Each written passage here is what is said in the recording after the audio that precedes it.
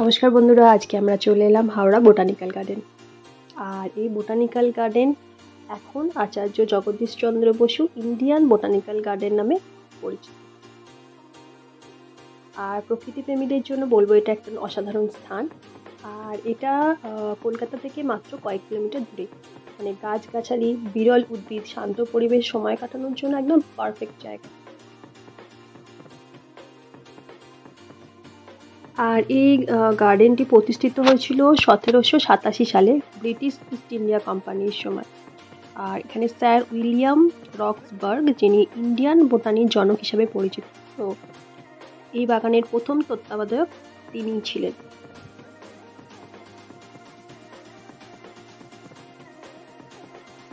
এখানকার আকর্ষণীয় দিক বলতে এখানে কি জন্য আপনারা আসবেন, এখানে আপনারা গ্রেট বানিয়ান ট্রি, যেটা 300 ফুটেরও বেশি উঁচু, আর এটা 250 বছরেরও বেশি পুরনো একটি বটগাছ, এটা দেখতে পাবেন। এছাড়াও এখানে আছে প্রায় 12,000-এরও বেশি প্রজাতির উদ্ভিদ।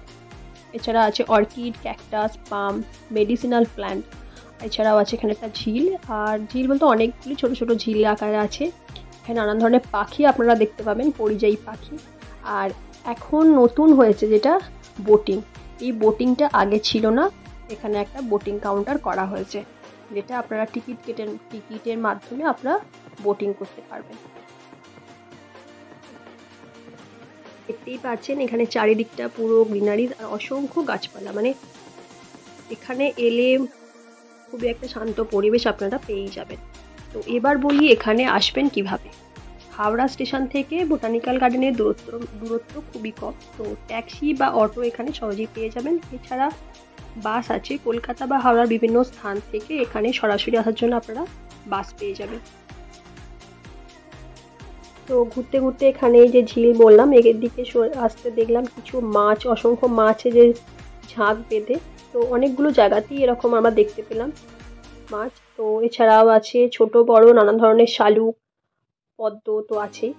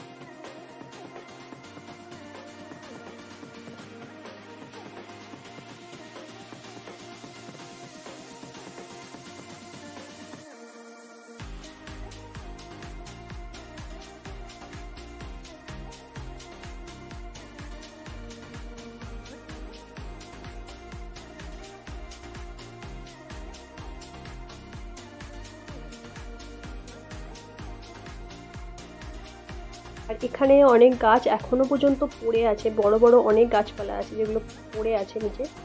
এগুলো আমফানের সময় পড়ে গেছিল, তো অনেক কিছুই ক্লিন করা হয়েছে, বাট কিছু কিছু গাছ এখনো এভাবে পড়ে আছে। আর এখানে আরেকটা জিনিস দেখলাম, সমস্ত গাছের পাশে একটা ট্যাগ করা আছে, যেখানে গাছের নাম প্লাস আমরা যে পড়েছি বিজ্ঞানসম্মত নাম, তো সেই নামটাও ওখানে লেখা আছে। এটা একটা খুব সুন্দর, মানে বাচ্চাদের বা বড়দের শেখার জন্য খুব ভালো। দেখুন সমস্ত গাছে এটা লেখা আছে। তো এখানে যে শুধু ঘুরতে আসার জন্য বলবো তা না, এটা বাচ্চাদেরও কিছু শিক্ষার জিনিসও আপনারা পেয়ে যাবেন। প্লাস আমরাও অনেক কিছু জানি না, যে মেডিসিনাল প্ল্যান্ট অনেক আছে, তো সেই সমস্ত সম্বন্ধেও আমরা জানতে পারি। এটা খুব ভালোভাবে এরা করেছে ট্যাগ দিয়ে।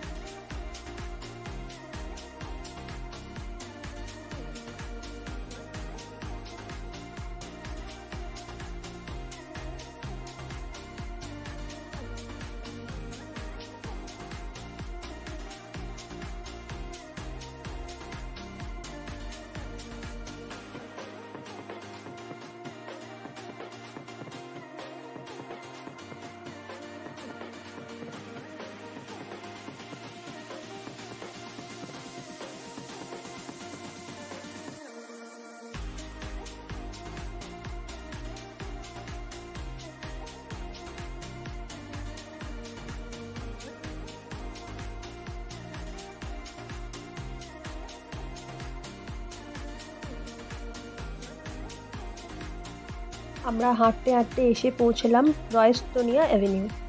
আর এই রয়েস্টোনিয়া অ্যাভিনিউ যেটা হচ্ছে, এটা একটা মানে রাস্তা আছে যেটা দুই পাশে রয়েস্টোনিয়া রিজিয়া, মানে এই যে গাছগুলো সেটার নাম। তো এই যে পাম গাছ, তো তার নাম অনুসারেই এটা হচ্ছে রয়েস্টোনিয়া অ্যাভিনিউ। এটা খুব সুন্দরভাবে এখানে আপনারা ফটোশ্যুট করতে পারবেন, মানে খুব সুন্দর, মানে হেঁটে যদি যান মানে খুব দুদিকে পাম গাছ আর মিডিল দিয়ে রাস্তা।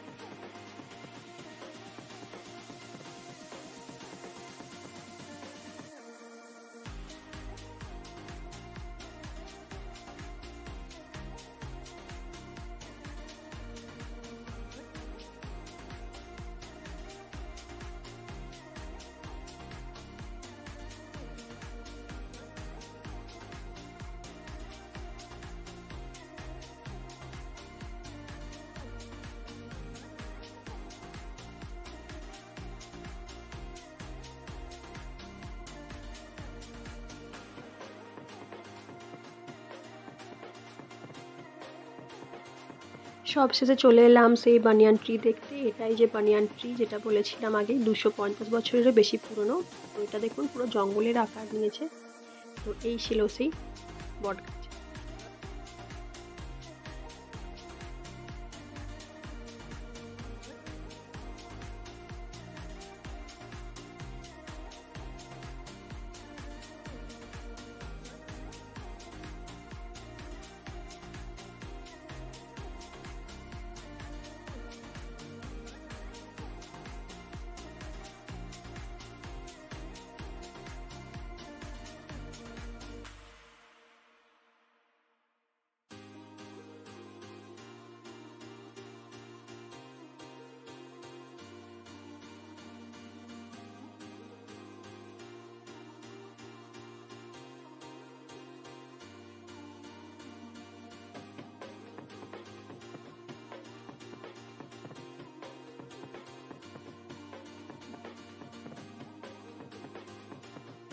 ছাড়াও এখানকার অ্যাট্রাকশন হচ্ছে বিশাল আকৃতির পদ্ম গাছ, যেটার নাম হচ্ছে ভিক্টোরিয়া আমাজোনিকা।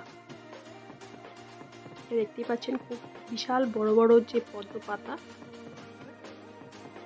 তো এটা আগে ছিল না, এটা নতুন এখানকার এক অ্যাট্রাকশন বলতে পারেন। তো এখানে যখনই আসবেন হাতে সময় নিয়ে আসবেন, এখানে ঘুরতে বেশ কয়েক ঘন্টা সময় লেগে থাকে। আর এর কোন সময় থেকে কোন সময় পর্যন্ত টিকিট কাউন্টার ওপেন থাকে সেটা আমি এই ভিডিওর মধ্যেই শেয়ার করেছি। এছাড়াও এখানে এন্ট্রি ফিস হচ্ছে 30 টাকা, আর বোটিংয়ের জন্য 50 টাকা ফর 30 মিনিট। আর সব শেষে ভিডিওটি ভালো লাগলে অবশ্যই লাইক শেয়ার অ্যান্ড সাবস্ক্রাইব করে দেবেন।